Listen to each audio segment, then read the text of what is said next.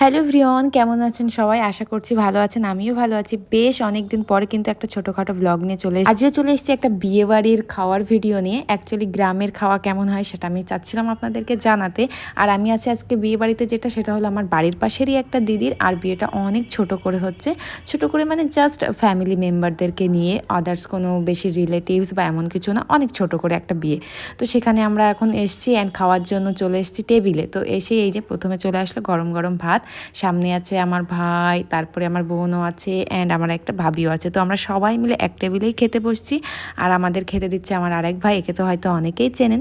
তো এখন আমাদের সবাইকে খেতে দিচ্ছে। তো এখন চলে এসছে গরম গরম ভাত। আর অনেক টাইম হয়ে গেছিলো, সেই জন্য পেয়ে গেছিলো ভীষণ পরিমাণের খিদে। অ্যাকচুয়ালি বিয়েবাড়িতে এটাই হয়, অনেক লেট হয়ে যায় খেতে খেতে, সবাই খায়, তারপরে মানে আস্তে আস্তে টাইম আসে আর কি।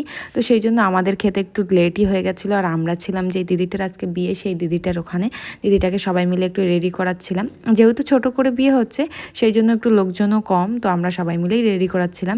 তো সেখান থেকে আস্তে আস্তে একটু লেটই হয়ে গেছে আর কি। তো খেতে বসেই প্রথমে চলে আসলো ভেজ ডাল। আমার না ভেজ ডালটা খুবই ভালো লাগে। তো এখানে ভেজ ডালটা দেখেও আমি খুশি হয়ে গেলাম যে ভেজ ডাল তো ভালো লাগে খেতে।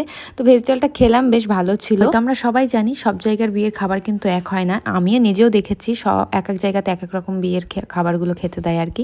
তো আমাদের এই সাইডেও খাবারও আলাদা দেয়, সব জায়গার হয়তো সেম নাও হতে পারে। আর যেহেতু এটা গ্রাম আর অনেক ছোট করে বিয়ে হচ্ছে, সেজন্য এখানে খাবারটাও একটু আলাদা। আর এখানে খাবারের মানে বিভিন্ন আইটেমস ছিল না, একটু অল্প করে ছিল, যেহেতু বিয়েটা অনেক ছোট করে, জাস্ট ফ্যামিলি মেম্বার, কোনো আদার্স মেম্বার তেমন কোনো নেই এখানে বলতে পারেন। ভেজ ডাল দিয়ে খাওয়া শেষ হলো, এখন চলে আসলো আরেকটা নতুন আইটেম, সেটা হলো পটল চিংড়ি। এই যে আমাদের সবার প্লেটে কিন্তু পটল চিংড়ি চলে এসছে। আর এই যে আমরা সবাই চিংড়িগুলোকে দেখাচ্ছি আপনাদেরকে, কার কার প্লেটে কেমন কেমন চিংড়ি এসছে, কার কার পটল চিংড়ি পছন্দ হয়। আর সেটা বিয়ে বাড়ি হোক, কোনো অনুষ্ঠানে বাড়ি হোক, সেটাও কিন্তু আমাকে একটু কমেন্ট করে জানাবেন। আমার তো ভালোই লাগে পটল চিংড়িটা, কিন্তু কি হয়, চিংড়ি খেলে একটাই প্রবলেম, অ্যালার্জির একটু প্রবলেম হয়। আমার অতটা হয় না, কিন্তু তবুও ভয় লাগে, সেই জন্য আমি তেমন একটা খাই না আর কি।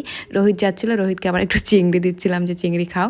তারপরে কিন্তু আমাদের এই যে স্যালাড দিচ্ছিলো, কিন্তু এটা লেট করেই দিয়ে ফেলেছে। আমরা সেটাই বলছিলাম এত লেট করে কেন দিলে, আমাদের তো খাওয়াটা শেষই হয়ে যাচ্ছিল। তো পটল চিংড়িটা খেলাম, খেয়ে দেখলাম হ্যাঁ বেশ ভালোই হয়েছে। ভেজটাল অনুযায়ী পটল চিংড়িটা আমার বেশি ভালো লাগলো।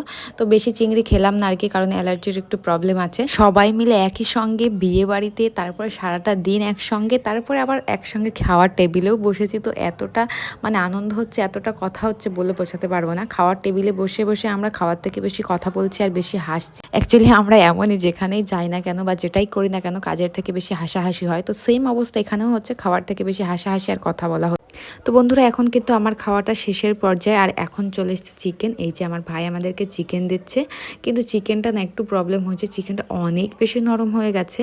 আর দেখেই হয়তো বোঝাও যাচ্ছে এতটা নরম হয়ে গেছে যে চিকেন সব ভেঙে ভেঙে গেছে। অ্যাকচুয়ালি চিকেন অতটা আমি পছন্দও করি না, আমি চিকেন খেতেও পারি না। চিকেনটা দেখেই যে এত একটা বাজে ফিল হলো কি বলবো, সেই জন্য আমি আর বেশি খেতে পারি না, জাস্ট একটা দুটো চিকেন খেয়েছি, আর খেতে পারিনি।